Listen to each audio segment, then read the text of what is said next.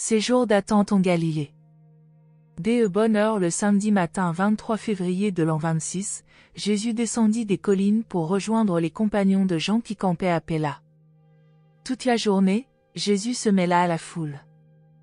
Il soigna un garçon qui s'était blessé en faisant une chute, puis il se rendit à Péla, le village voisin, pour remettre l'enfant en toute sécurité aux mains de ses parents. 1. Le choix des 4 premiers apôtres. Durant ce sabbat, 2 des principaux disciples de Jean passèrent beaucoup de temps avec Jésus. De tous les partisans de Jean, un dénommé André fut le plus profondément impressionné par Jésus, il l'accompagna à Péla avec le garçon blessé. Sur le chemin de retour vers le lieu où Jean baptisait, il posa de nombreuses questions à Jésus.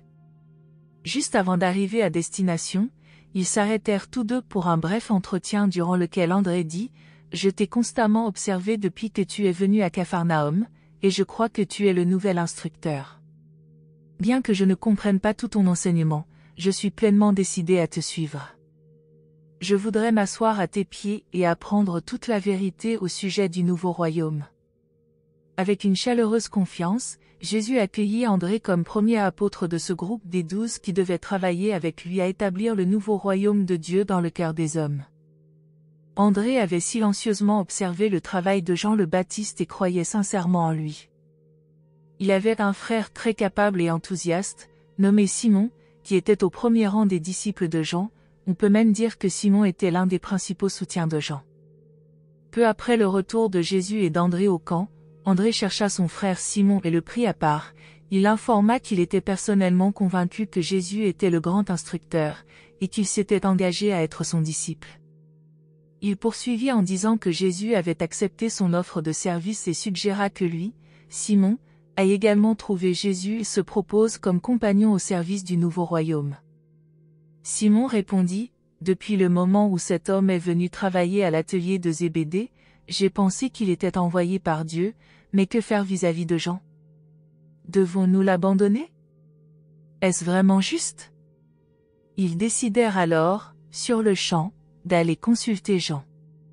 Jean fut attristé à la pensée de perdre 2 de ses conseillers les plus capables et de ses disciples les plus prometteurs, mais il répondit courageusement à leur demande en disant, « Nous n'en sommes qu'au commencement. Mon travail va bientôt prendre fin, et nous deviendrons tous ses disciples. » Alors, André fit signe à Jésus de venir et lui annonça en aparté que son frère désirait entrer au service du nouveau royaume. En accueillant Simon comme son 2e apôtre, Jésus dit, « Simon, ton enthousiasme est louable, mais dangereux pour le travail du royaume. Je te préviens qu'il faut être plus réfléchi dans tes paroles. Je vais changer ton nom en celui de Pierre. » Les parents du garçonnet blessé, qui vivait à Péla, avaient demandé à Jésus de passer la nuit chez eux et de s'y considérer comme chez lui, et Jésus avait promis de venir. Avant de quitter André et son frère, il leur dit, « Tôt demain matin, nous irons en Galilée. » Après que Jésus fut retourné à Péla pour la nuit, et tandis qu'André et Simon discutaient encore la nature de leur service dans l'établissement du prochain royaume, Jacques et Jean, les fils de Zébédée arrivèrent sur les lieux. Ils venaient de rentrer de leur longue et vaine recherche de Jésus dans les collines. Lorsqu'ils entendirent Simon-Pierre leur raconter comment lui et son frère André étaient devenus les premiers conseillers agréés du nouveau royaume et qu'ils devaient partir, le lendemain matin, avec leur nouveau maître pour la Galilée, Jacques et Jean furent tous deux attristés. Ils connaissaient Jésus depuis assez longtemps et l'aimaient. Ils l'avaient cherché plusieurs jours dans les collines, et maintenant, ils revenaient pour apprendre que d'autres avaient été choisis avant eux. Ils demandèrent où était allé Jésus et se hâtèrent de le rejoindre. Jésus dormait lorsqu'ils atteignirent sa demeure, mais ils le réveillèrent en disant, « Pendant que nous, qui avons si longtemps vécu avec toi, nous explorions les collines à ta recherche, comment se fait-il que tu aies donné la préférence à d'autres et choisi André et Simon comme les premiers associés pour le nouveau royaume? » Jésus répondit, « Ayez le cœur calme et demandez-vous, qui vous a ordonné de rechercher le Fils de l'homme pendant qu'il vaquait aux affaires de son Père. » Après qu'il lui eut raconté les détails de leur longue recherche dans les collines, Jésus poursuivit ses instructions, « Vous devriez apprendre à chercher dans votre cœur, et non dans les collines, le secret du nouveau royaume. Ce que vous cherchiez était déjà présent dans votre âme. Vous êtes en vérité mes frères, vous n'aviez pas besoin que je vous agrée, vous apparteniez déjà au royaume. Ayez bon courage et préparez-vous aussi à nous accompagner demain matin en Galilée. Jean s'enhardit alors à demander, mais, Maître, Jacques et moi serons-nous tes associés dans le nouveau royaume au même titre qu'André et Simon? Jésus posa une main sur l'épaule de chacun d'eux et dit, Mes frères, vous étiez déjà avec moi dans l'esprit du royaume, même avant que les deux autres aient demandé à y être admis. Vous, mes frères, vous n'avez pas besoin de présenter une requête pour entrer dans le royaume, vous y avez été avec moi depuis le commencement. Devant les hommes, d'autres peuvent avoir priorité sur vous, mais, dans mon cœur, je vous admettais aussi dans les conseils du royaume avant même que vous ayez songé à me le demander. Vous auriez même pu être les premiers devant les hommes si vous ne vous étiez pas absentés pour la tâche bien intentionnée, mais fixée par vous-même, de rechercher quelqu'un qui n'était nullement perdu. Dans le royaume à venir, ne vous occupez pas des choses qui entretiennent votre anxiété, mais plutôt occupez-vous en tout temps de faire la volonté du Père qui est aux cieux. Jacques et Jean acceptèrent de bonne grâce la réprimande et ne furent plus jamais envieux d'André et de Simon. Ils se préparèrent à partir le lendemain matin pour la Galilée avec les deux autres apôtres. À partir de ce jour-là, le mot apôtre fut employé pour distinguer la famille élue des conseillers de Jésus d'avec la vaste multitude des disciples croyants qui le suivirent ultérieurement. Tard dans la soirée, Jacques, Jean, André et Simon eurent un entretien avec Jean le Baptiste. Avec des larmes aux yeux mais une voix ferme, le vaillant prophète judéen abandonna deux de ses principaux disciples pour leur permettre de devenir les apôtres du prince galiléen du royaume à venir. 2. Le choix de Philippe et de Nathanaël. Le dimanche matin 24 février de l'an 26, Jésus prit congé de Jean le Baptiste au bord du fleuve près de Péla, et ne le revit plus jamais dans la chair. Ce jour-là, tandis que Jésus et ses 4 disciples apôtres partaient pour la Galilée, un grand tumulte s'éleva dans le camp des fidèles de Jean. La première grande division allait avoir lieu. La veille, Jean avait positivement annoncé à André et à Ezra que Jésus était le libérateur. André décida de suivre Jésus, mais Ezra récusa le charpentier de Nazareth aux manières affables en disant à ses compagnons, le prophète Daniel déclare que le Fils de l'homme viendra sur les nuées du ciel, en puissance et en grande gloire. Ce charpentier de Galilée, ce constructeur de bateaux de Capharnaüm, ne saurait être le libérateur. Un tel don de Dieu peut-il sortir de Nazareth? Ce Jésus est un cousin de Jean, et notre maître a été trompé par excès de sentimentalité. Restons à l'écart de ce faux Messie. Lorsque Jean le réprimanda pour ses propos, Ezra se retira avec de nombreux disciples et partit hâtivement vers le sud. Ce groupe continua à baptiser au nom de Jean et fonda finalement une secte dont les membres avaient foi en Jean, mais refusaient d'accepter Jésus. Un reste de ce groupe persiste encore aujourd'hui en Mésopotamie. Tandis que ces troubles couvaient parmi les partisans de Jean, Jésus et ses 4 disciples apôtres avançaient rapidement vers la Galilée. Avant de traverser le Jourdain pour aller à Nazareth par Naïn, Jésus regarda devant lui la route montante et vit venir vers lui un certain Philippe de Bethsaïde, accompagné d'un ami. Jésus avait connu Philippe autrefois, et les 4 nouveaux apôtres le connaissaient également. Philippe faisait route avec son ami Nathanaël pour voir Jean à Péla et pour mieux s'informer de l'avènement annoncé du royaume de Dieu. Il fut enchanté de saluer Jésus, qu'il avait toujours admiré depuis la première visite de celui-ci à Capharnaüm. Par contre, Nathanaël, qui vivait à Cana en Galilée, ne connaissait pas Jésus. Philippe s'avança pour saluer ses amis, tandis que Nathanaël se reposait à l'ombre d'un arbre sur le bord de la route. Pierre prit Philippe à part et entreprit de lui expliquer que lui-même, André, Jacques et Jean étaient tous devenus des associés de Jésus dans le nouveau royaume. Il incita vivement Philippe à s'enrôler au service de la cause. Philippe se trouva dans une impasse. Que devait-il faire?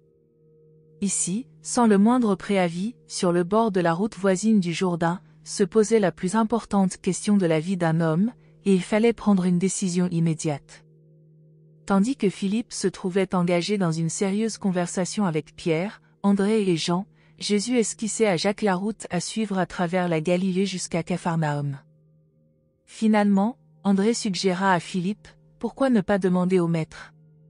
Philippe se rendit subitement compte que Jésus était réellement un grand homme, peut-être le Messie, et il décida de se conformer à la décision de Jésus en la matière.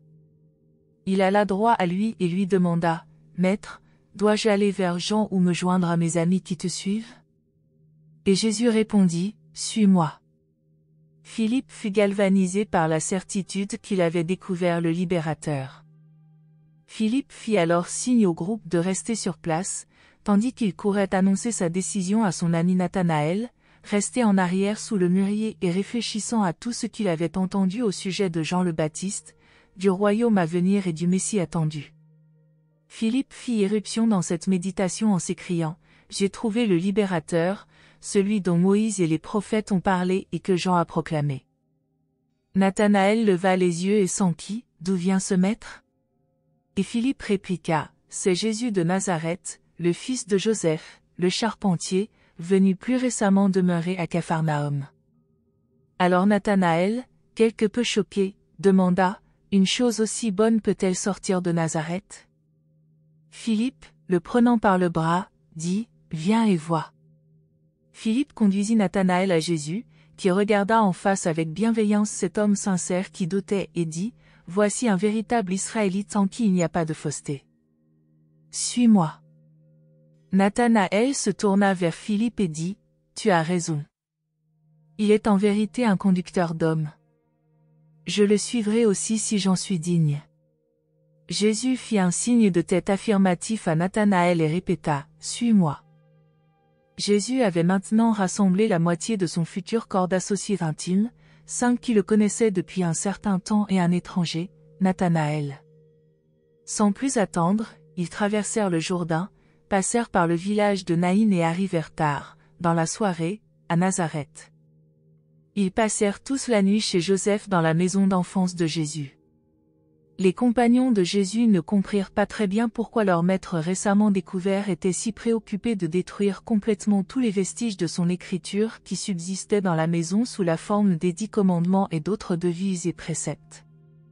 Mais cette façon d'agir, ajoutée au fait qu'ils ne le virent plus jamais écrire, sauf dans la poussière ou sur le sable, fit une profonde impression sur leur mental. 3. La visite à Capharnaüm. Le lendemain, Jésus envoya ses apôtres à Cana, car ils étaient tous invités au mariage d'une jeune fille très en vue de cette ville, tandis que lui-même se préparait à rendre une visite hâtive à sa mère à Capharnaüm, en s'arrêtant à Magdala pour voir son frère Jude. Avant de quitter Nazareth, les nouveaux associés de Jésus racontèrent, à Joseph et à d'autres membres de la famille de Jésus, les merveilleux événements de ce récent passé et exprimèrent franchement leur croyance que Jésus était le libérateur longtemps attendu.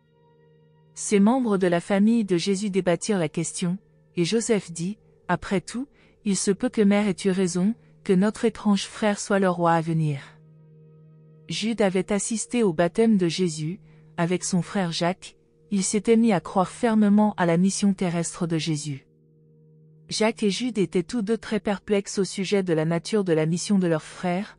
Par contre, l'ancienne espérance que Jésus était le Messie, le fils de David, renaissait chez sa mère, et elle encourageait ses fils à avoir foi en leur frère en tant que libérateur d'Israël. Jésus arriva le lundi soir à Capharnaüm, mais ne se rendit pas à son propre foyer, où vivaient Jacques et sa mère, il alla directement chez Zébédée. Tous ses amis de Capharnaüm virent un grand et agréable changement en lui. Une fois de plus, il paraissait relativement gai et plus semblable à ce qu'il avait été durant ses premières années à Nazareth. Pendant des années avant son baptême et pendant les périodes d'isolement qu'il avait immédiatement précédées et suivies, Jésus était devenu de plus en plus grave et réservé. Maintenant, pour eux tous, il semblait être redevenu comme autrefois. Il y avait en lui quelque chose de majestueux, d'imposant et d'un aspect supérieur, mais il était de nouveau allègre et joyeux. 137, 3.5, 1528.1, Marie frémissait d'espérance. Elle croyait que la promesse de Gabriel était près de se réaliser. Elle s'attendait à voir bientôt toute la Palestine saisie et frappée de stupeur par la révélation miraculeuse de son Fils en tant que roi surnaturel des Juifs. Mais, aux nombreuses questions que lui posèrent sa mère, Jacques, Jude et Zébédée, Jésus se borna à répondre en souriant, « il est préférable que je reste ici pendant un temps, il faut que je fasse la volonté de mon Père qui est aux cieux. Le lendemain mardi, ils allèrent tous à Cana pour le mariage de Naomi, qui devait avoir lieu le jour suivant. Malgré les avertissements réitérés de Jésus de ne parler de lui à personne, jusqu'à ce que l'heure du Père soit venue, ils persistèrent à répandre discrètement la nouvelle qu'ils avaient trouvé le libérateur. Chacun d'eux s'attendait avec confiance à ce que Jésus assume pour la première fois son autorité messianique lors du prochain mariage à Cana, et à ce qu'il le fasse avec une grande puissance et une sublime grandeur. Ils se rappelaient ce qu'on leur avait dit des phénomènes qui avaient accompagné son baptême, et ils croyaient que sa future carrière sur terre serait marquée par des manifestations croissantes de merveilles surnaturelles et de démonstrations miraculeuses. En conséquence, tout le pays se prépara à se réunir à Cana pour les noces de Naomi et de Joab, fils de Nathan. Marie n'avait pas été aussi joyeuse depuis des années. Elle se rendit à Cana dans l'état d'esprit d'une reine-mère allant assister au couronnement de son fils. Depuis que Jésus avait eu 13 ans, jamais sa famille et ses amis ne l'avaient vu aussi insouciant et heureux, aussi prévenant et compréhensif des vœux et désirs de ses compagnons, aussi touchant de sympathie. Il chuchotait donc par petits groupes, se demandant ce qui allait arriver. Quel serait le prochain acte de cet étrange personnage ? Comment inaugurerait-il la gloire du royaume à venir ? Et ils étaient tous surexcités à l'idée qu'ils allaient être présents pour assister à la révélation de la puissance et du pouvoir du Dieu d'Israël. 4. Les noces de Cana. Le mercredi vers midi, près d'1 millier de convives étaient arrivés à Cana, plus de 4 fois le nombre des invités aux noces. Les Juifs avaient coutume de célébrer les mariages le mercredi, et les invitations avaient été envoyées un mois d'avance. Dans la matinée et au début de l'après-midi, la fête ressembla plus à une réception publique pour Jésus qu'à des noces. Chacun voulait saluer ce Galiléen presque célèbre, qui les accueillait tous si cordialement, jeunes et vieux, juifs et gentils. Tout le monde se réjouit lorsque Jésus accepta de conduire la procession précédant le mariage. Jésus était désormais tout à fait conscient de soi au sujet de son existence humaine, de sa préexistence divine, et du statut de ses natures humaines et divines conjuguées ou fusionnées. Avec un parfait équilibre, il pouvait, à tout moment, jouer le rôle humain ou reprendre immédiatement les prérogatives personnelles de la nature divine. Tandis que la journée s'avançait, Jésus se rendit de plus en plus compte que les convives s'attendaient à le voir accomplir quelques prodiges. Il comprit plus spécialement que sa famille et ses 6 disciples apôtres comptaient sur lui pour annoncer son prochain royaume d'une manière appropriée par une manifestation saisissante et surnaturelle. Tôt dans l'après-midi, Marie appela Jacques, et ensemble ils s'enhardirent à interroger Jésus pour lui demander s'il voulait les mettre dans sa confidence et les renseigner sur le lieu et le moment de la cérémonie du mariage où il avait projeté de se manifester en tant que l'être surnaturel.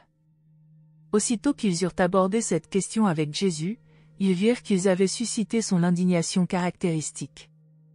Il répondit simplement, « Si vous m'aimez, ayez la patience de demeurer avec moi tandis que je suis au service de la volonté de mon Père qui est aux cieux. » Mais l'éloquence de son reproche résidait dans l'expression de son visage.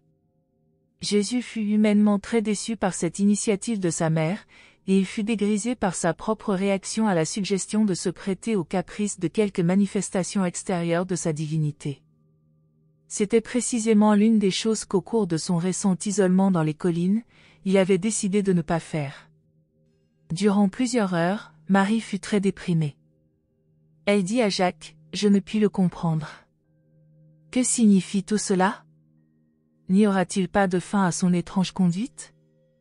Jacques et Jude tentèrent de consoler leur mère, tandis que Jésus se retirait pour une heure de solitude.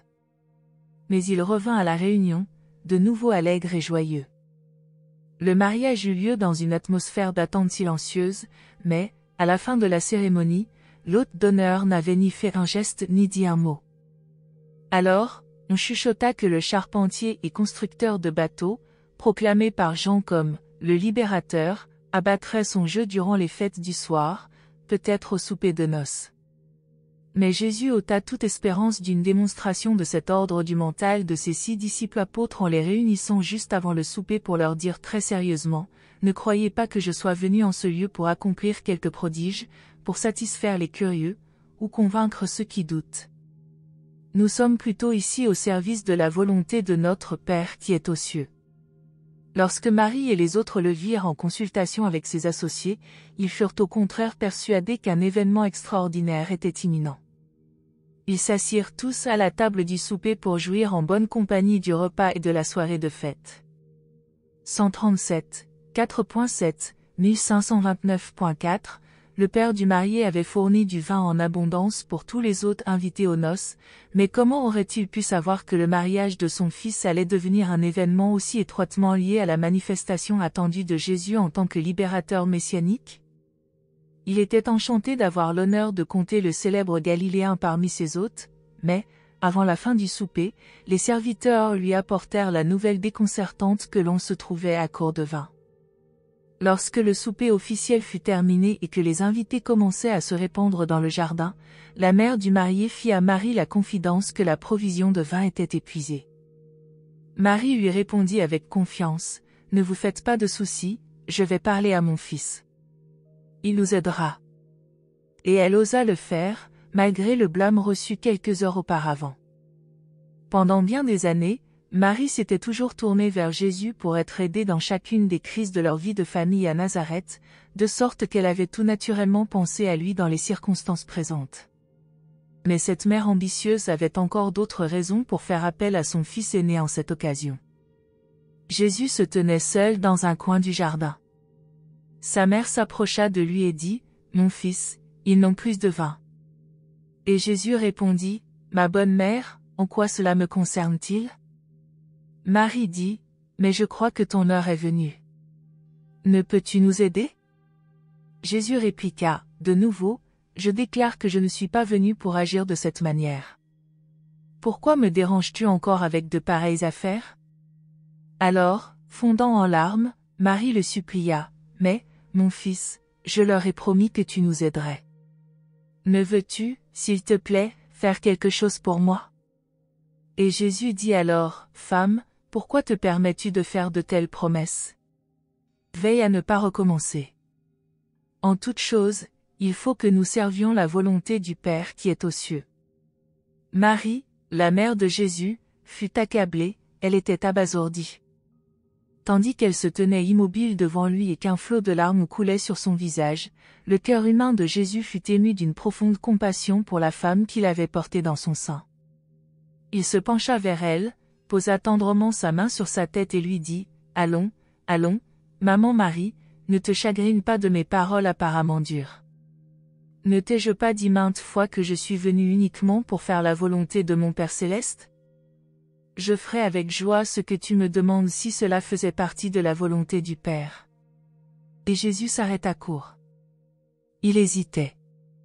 Marie parut avoir le sentiment qu'il se produisait quelque chose. Se relevant d'un bond, elle jeta ses bras autour du cou de Jésus, l'embrassa et se précipita dans la salle des serviteurs en leur disant, « Quoi que mon fils vous dise, faites-le. » Mais Jésus ne dit rien. Il se rendait maintenant compte qu'il en avait déjà trop dit, ou plutôt qu'il avait trop désiré en penser. Marie dansait de joie. Elle ne savait pas comment le vin serait produit, mais elle croyait fermement avoir finalement persuadé son fils premier-né d'affirmer son autorité, d'oser se mettre en avant pour réclamer la place qui lui revenait et faire montre de son pouvoir messianique. À cause de la présence et de l'association de certaines puissances et personnalités de l'univers, totalement ignorées de tous les convives, elle ne devait pas être déçue. Le vin que Marie désirait et que Jésus, l'homme-Dieu, souhaitait humainement par sympathie, était en route. Marie dansait de joie.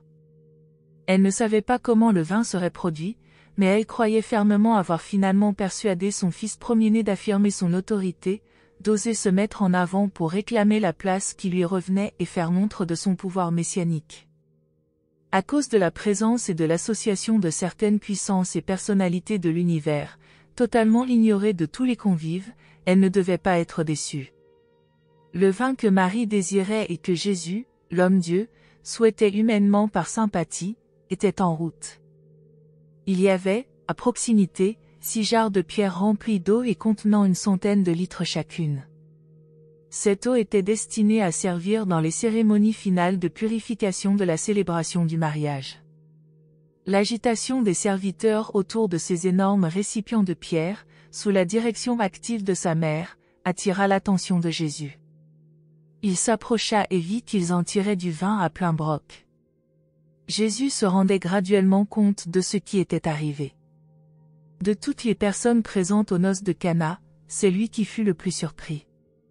Les autres s'attendaient tous à le voir accomplir un prodige, mais c'était précisément ce qu'il avait l'intention de ne pas faire. Alors, le Fils de l'homme se souvint de l'avertissement de son ajusteur de pensée personnalisé, dans les collines. Il se rappela comment l'ajusteur l'avait prévenu que nulle puissance ou personnalité ne pouvait le priver de sa prérogative de créateur qui le rendait indépendant du temps. En cette occasion, des transformateurs de pouvoir, des médians et toutes les autres personnalités utiles étaient assemblés près de l'eau et des autres matériaux nécessaires, en face du souhait exprimé par le souverain créateur de l'univers. L'apparition immédiate de vin était inéluctable. La certitude de cet événement était doublée par le fait que l'ajusteur personnalisé avait signifié que l'exécution du désir du Fils ne contrevenait en aucune manière à la volonté du Père. Mais ce ne fut en aucun sens un miracle. Nulle loi de la nature ne fut modifiée, abrogée, ou même transcendée. Rien d'autre ne se produisit que l'abrogation du temps en liaison avec l'assemblage céleste des éléments chimiques indispensables pour élaborer du vin. À Cana, en cette occasion, les agents du Créateur firent du vin exactement comme ils le font par le processus naturel ordinaire, sauf qu'ils le firent indépendamment du temps et avec l'intervention d'agents suprahumains pour réunir dans l'espace les ingrédients chimiques nécessaires. De plus, il était évident que l'accomplissement de ce prétendu miracle n'était pas contraire à la volonté du Père du paradis, autrement il ne se serait pas produit, puisque Jésus s'était déjà soumis en toutes choses à la volonté du Père.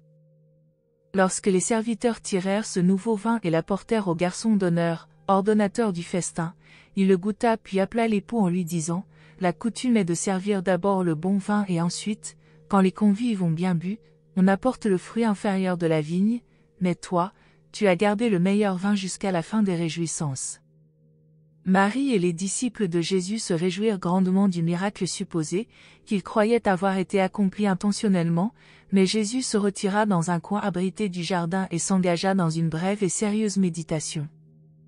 Il conclut finalement que l'incident dépassait, en la circonstance, son contrôle personnel et qu'il était inévitable puisqu'il n'était pas contraire à la volonté de son Père. Lorsqu'il retourna vers les convives, ils le regardèrent avec une crainte respectueuse, ils le prenaient tous pour le Messie. Mais Jésus était cruellement embarrassé. Il savait qu'ils croyaient en lui uniquement à cause de l'événement insolite dont le hasard les avait rendus témoins. De nouveau, Jésus se retira pendant un bon moment sur la terrasse de la maison pour méditer sur tout cela. Jésus comprit alors pleinement qu'il devait se tenir constamment sur ses gardes, de crainte qu'en se laissant trop aller à la compassion et à la pitié, il ne devienne responsable d'autres incidents de cet ordre. Néanmoins, bien des événements similaires se produisirent avant que le Fils de l'homme eût quitté définitivement sa vie mortelle dans la chair. 5. Retour à Capharnaüm. 137, 5.1, 1531.5. Alors que de nombreux invités restèrent à Cana durant toute la semaine des festivités du mariage, Jésus, avec ses disciples apôtres nouvellement choisis, Jacques, Jean, André, Pierre, Philippe et Nathanaël, partit de très bonne heure, le lendemain matin, pour Capharnaüm sans prendre congé de personne. La famille de Jésus et tous ses amis de Cana furent désolés de la soudaineté de son départ, et Jude, le plus jeune frère de Jésus, partit à sa recherche. Jésus et ses apôtres allèrent directement à la maison de Zébédée à Bethsaïde. Au cours du trajet, Jésus discuta, avec ses associés récemment choisis, de nombreuses questions importantes pour le royaume à venir. Il leur recommanda spécialement de ne pas faire mention de la transformation de l'eau en vin. Il leur conseilla aussi d'éviter, dans leurs futures activités, les villes de Séphorie et de Tibériade. 137, 5.2, 1531.6, ce soir-là, après le souper, au foyer de Zébédée et de Salomé, Jésus tint l'une des plus importantes conférences de toute sa carrière terrestre. Seuls les 6 apôtres assistaient à cette réunion. Jude arriva au moment où ils allaient se séparer. Ces 6 hommes sélectionnés avaient voyagé avec Jésus, de Cana à Bethsaïde, en marchant pour ainsi dire sans fouler le sol. Ils vivaient dans l'attente et se passionnaient à l'idée d'avoir été choisis comme associés immédiats du Fils de l'homme. Mais, lorsque Jésus se mit à leur expliquer clairement qui il était, ce que devait être sa mission sur la terre et comment elle risquait de se terminer, ils furent abasourdis. Ils ne pouvaient saisir ce qu'il leur racontait. Ils en restaient muets, Pierre lui-même était écrasé au-delà de toute expression. Seul André, le profond penseur, osa répondre quelque chose aux recommandations de Jésus. Quand Jésus perçut qu'ils ne comprenaient pas son message, quand il vit que leurs idées sur le Messie juif étaient si complètement cristallisées, il les envoya se reposer tandis que lui-même allait se promener et s'entretenir avec son frère Jude. Avant de prendre congé de Jésus, Jude lui dit avec beaucoup d'émotion, « Mon frère Père, je ne t'ai jamais compris. Je ne sais pas avec certitude si tu es ce que ma mère nous a enseigné. Je ne comprends pas pleinement le royaume à venir, mais ce que je sais, c'est que tu es un puissant homme de Dieu. J'ai entendu la voix au Jourdain, et je crois en toi, qui que tu sois. » Après avoir ainsi parlé, Jude partit pour se rendre à Magdala dans son propre foyer. 137, 5.3, 1532.1 Cette nuit-là, Jésus ne dormit pas. S'enveloppant dans ses couvertures, il alla s'asseoir au bord du lac en réfléchissant, et il réfléchit jusqu'à l'aube du lendemain. Au cours des longues heures de cette nuit de méditation, Jésus en vint à comprendre clairement qu'il ne pourrait jamais amener ses disciples à le voir sous un autre jour que celui du Messie longtemps attendu. Enfin, il reconnut qu'il n'y avait pas moyen de lancer son message au sujet du royaume autrement qu'en accomplissant la prédiction de Jean et en tant que celui que les Juifs cherchaient.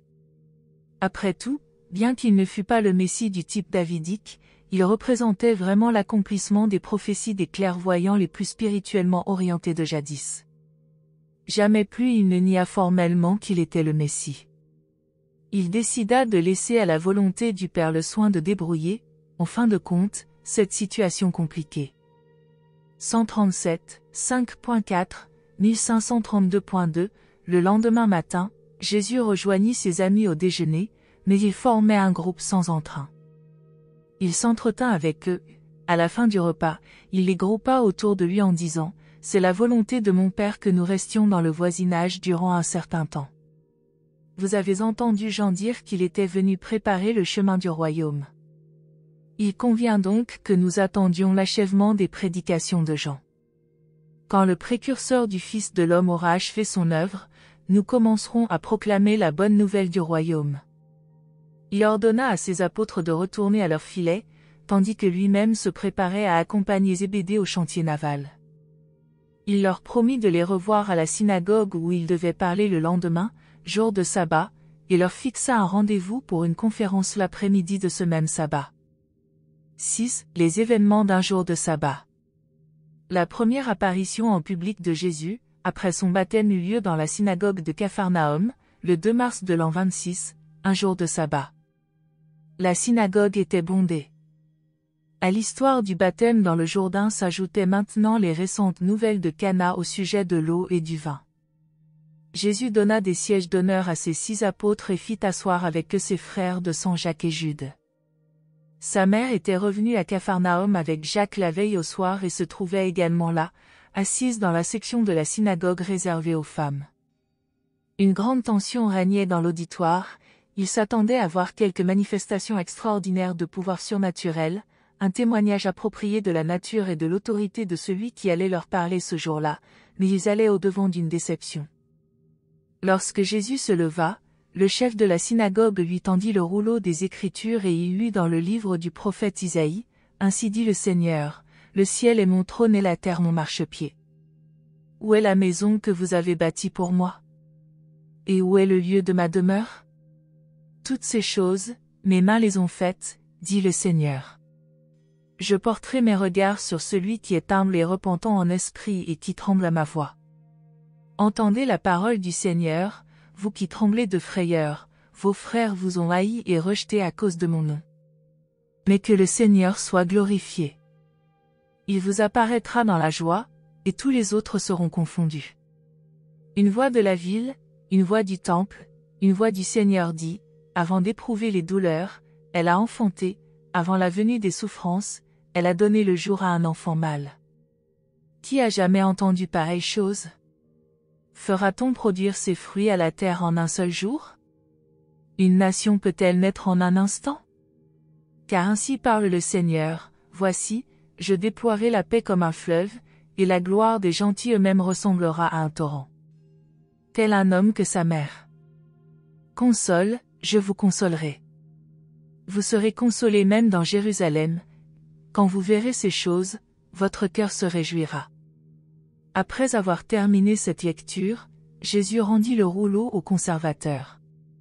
Avant de se rasseoir, il dit simplement, « Soyez patients, et vous verrez la gloire de Dieu. » Il en sera ainsi pour tous ceux qui demeureront avec moi et qui apprendront de la sorte à faire la volonté de mon Père qui est aux cieux. Et les gens retournèrent chez eux se demandant ce que signifiait tout cela.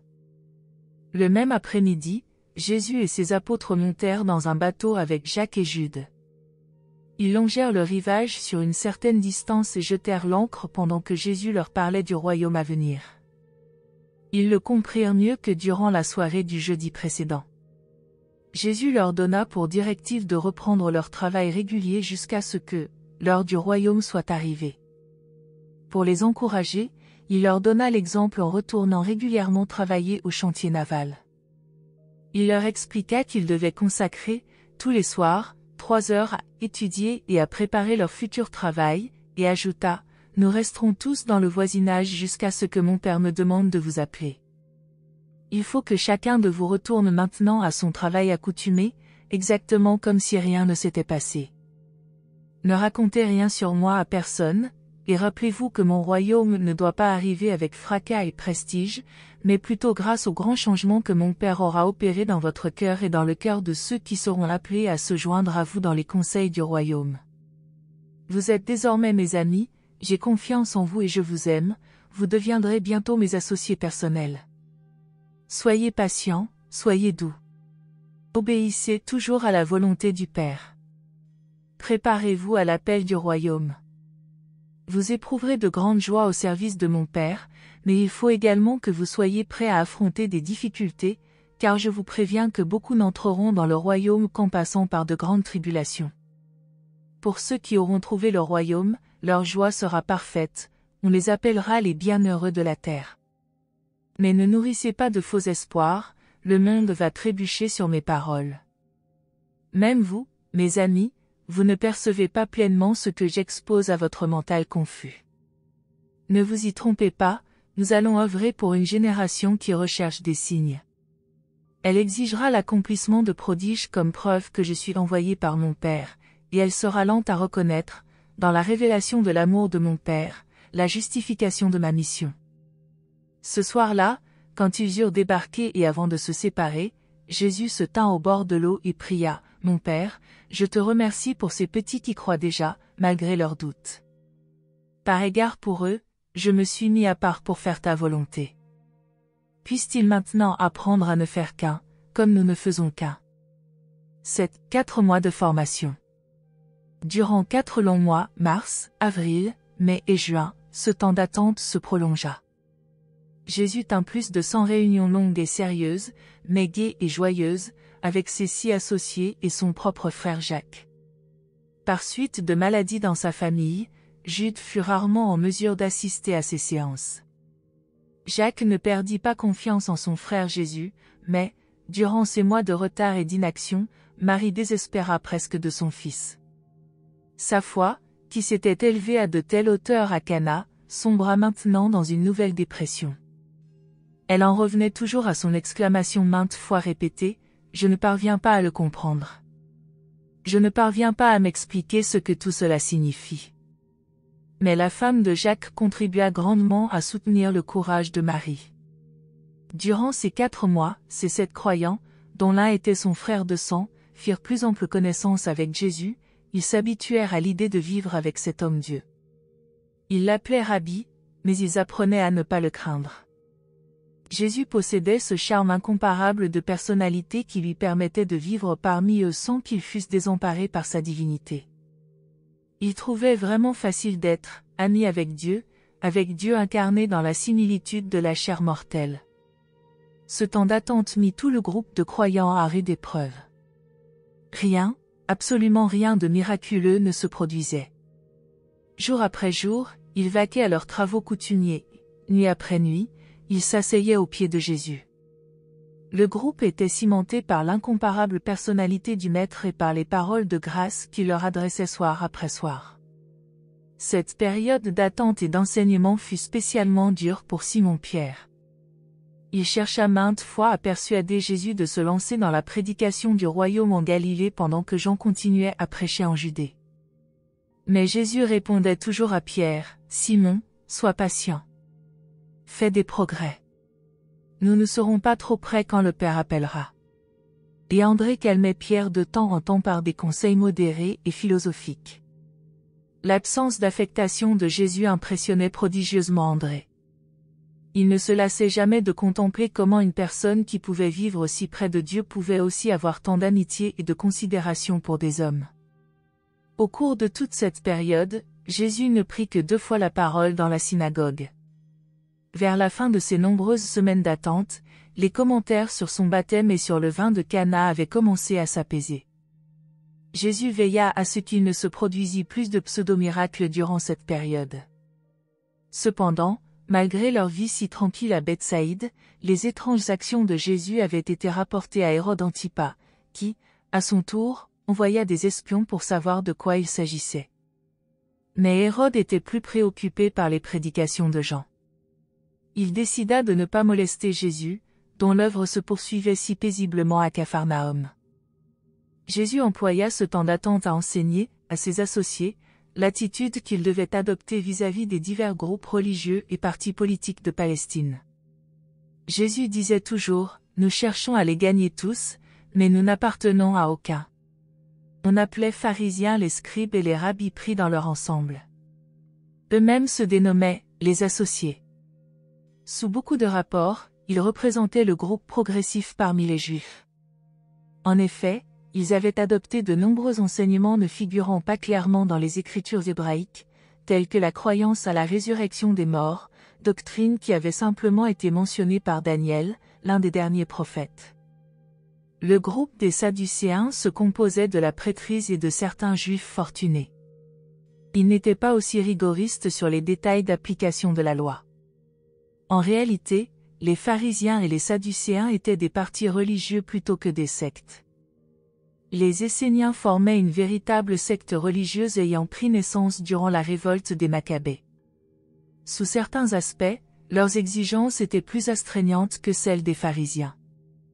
Ils avaient adopté de nombreuses croyances et pratiques persanes, ils vivaient en confrérie dans des monastères, pratiquaient le célibat et possédaient tout en commun. Ils se spécialisaient dans l'enseignement concernant les anges. Les Zélotes étaient un groupe de Juifs ardemment patriotes. Ils soutenaient que n'importe quelle méthode était justifiée dans la lutte pour échapper à la servitude du joug romain. Les Hérodiens étaient un parti purement politique qui préconisait de s'émanciper du gouvernement direct des Romains par une restauration de la dynastie d'Hérode. Au milieu même de la Palestine vivaient les Samaritains, avec qui les Juifs n'avaient pas d'affaires, bien qu'ils eussent de nombreux points de vue semblables à ceux des enseignements des Juifs. Tous ces partis et sectes, y compris la petite confrérie naziréenne, croyaient à la venue un jour ou l'autre du Messie. Ils cherchaient tous un libérateur national.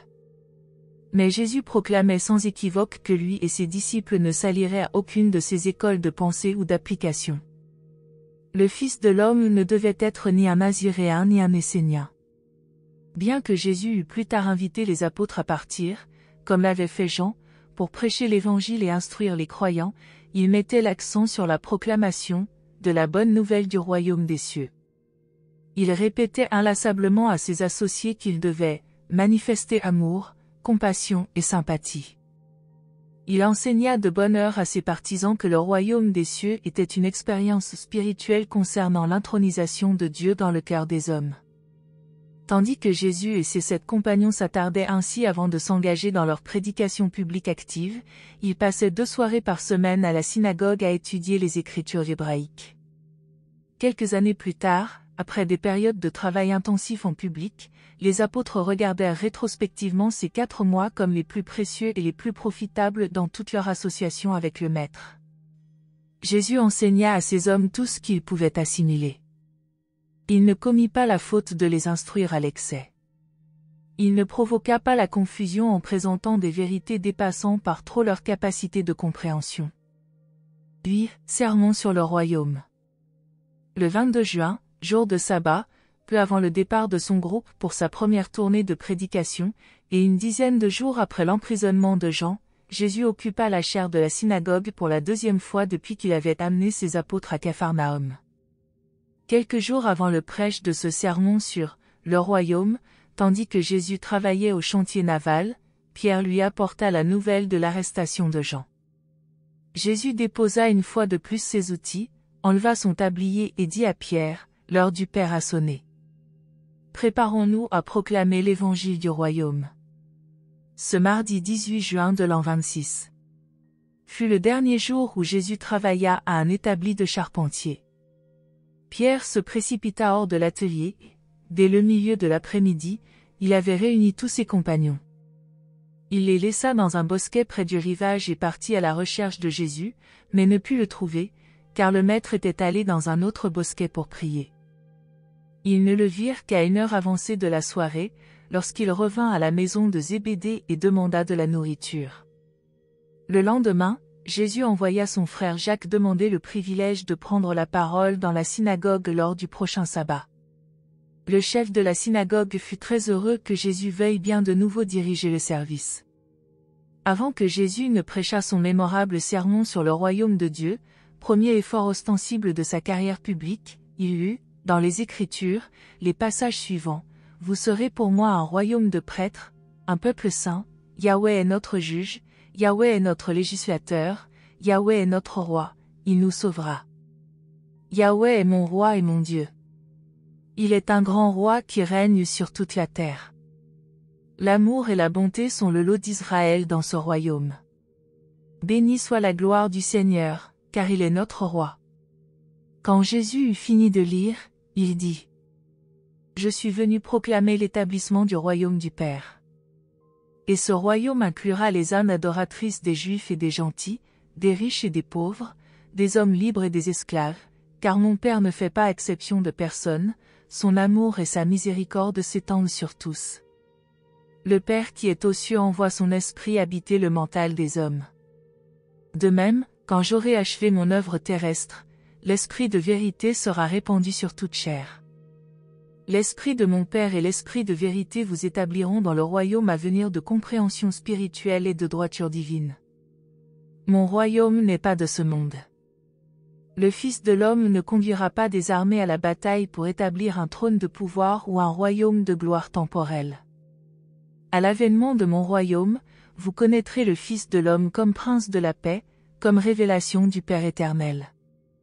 Les enfants de ce monde luttent pour établir et agrandir les royaumes de ce monde, mais mes disciples entreront dans le royaume des cieux grâce à leur décision morale et à leur victoire en esprit. Quand ils y pénétreront, ils y trouveront la joie, la droiture et la vie éternelle. Quiconque cherche d'abord à entrer dans le royaume, et s'efforce ainsi d'acquérir une noblesse de caractère semblable à celle de mon Père, possédera bientôt tout ce qui est nécessaire. Mais je vous le dis en toute franchise, à moins de chercher à entrer dans le royaume avec la foi et la confiance d'un petit enfant, vous n'y serez admis d'aucune façon. Ne vous laissez pas tromper par ceux qui viennent vous dire, le royaume est ici ou le royaume est là, car le royaume de mon Père ne concerne pas les choses visibles et matérielles. Ce royaume est déjà maintenant parmi vous, car là où l'Esprit de Dieu enseigne, là où il guide l'âme de l'homme, là est en réalité le royaume des cieux. Et ce royaume de Dieu est droiture, paix et joie dans le Saint-Esprit. Jean vous a en vérité baptisé en signe de repentance et pour la rémission de vos péchés, mais, quand vous entrerez dans le royaume céleste, vous recevrez le baptême du Saint-Esprit.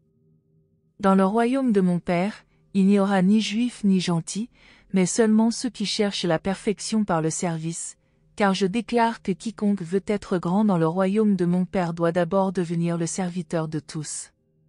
Si vous acceptez de servir vos semblables, vous siégerez avec moi dans mon royaume, de même que je siégerai bientôt auprès de mon Père dans son royaume pour avoir servi dans la similitude de la créature. Ce nouveau royaume ressemble à une graine qui pousse dans la bonne terre d'un champ. Il n'atteint pas rapidement sa pleine maturité. Il y a un intervalle de temps entre l'établissement du royaume dans l'âme d'un homme et l'heure où le royaume mûrit dans sa plénitude pour devenir le fruit épanoui de droiture perpétuelle et de salut éternel. Et ce royaume que je proclame n'est pas un règne de puissance et d'abondance. Le royaume des cieux ne consiste ni en aliments ni en boissons, mais plutôt en une vie de droiture progressive et de joie croissante dans l'accomplissement du service en perfectionnement de mon Père qui est aux cieux. Car le Père n'a-t-il pas dit de ses enfants du monde, « Ma volonté est qu'ils finissent par devenir parfaits, comme moi-même je suis parfait. » Je suis venu prêcher la bonne nouvelle du royaume. Je ne suis pas venu accroître les lourds fardeaux de ceux qui voudraient entrer dans ce royaume. Je proclame le chemin nouveau et meilleur, et ceux qui sont capables d'entrer dans le royaume à venir jouiront du repos divin. Quoi qu'il vous en coûte en biens matériels, quel que soit le prix que vous aurez payé pour entrer dans le royaume des cieux, vous recevrez en ce monde beaucoup plus que l'équivalent en joie et en avancement spirituel, et la vie éternelle dans l'âge à venir. L'entrée dans le royaume du Père ne dépend ni d'armées en marche, ni du renversement de royaume de ce monde, ni du fait de briser le joug de captifs. Le royaume du ciel est à portée de la main, tous ceux qui y entrent y trouveront une abondante liberté et un joyeux salut. Ce royaume est un empire perpétuel. Ceux qui entrent dans le royaume monteront jusqu'à mon Père, ils atteindront certainement sa droite en gloire au paradis. Tous ceux qui entrent dans le royaume des cieux deviendront fils de Dieu, dans les temps à venir aussi, ils s'élèveront jusqu'au Père. Je ne suis pas venu appeler les prétendus justes, mais les pécheurs et tous ceux qui ont faim et soif de la droiture de la perfection divine. Jean est venu, prêchant la repentance pour vous préparer au royaume. Maintenant, je viens, proclamant que la foi, le don de Dieu, est le prix à payer pour entrer dans le royaume des cieux.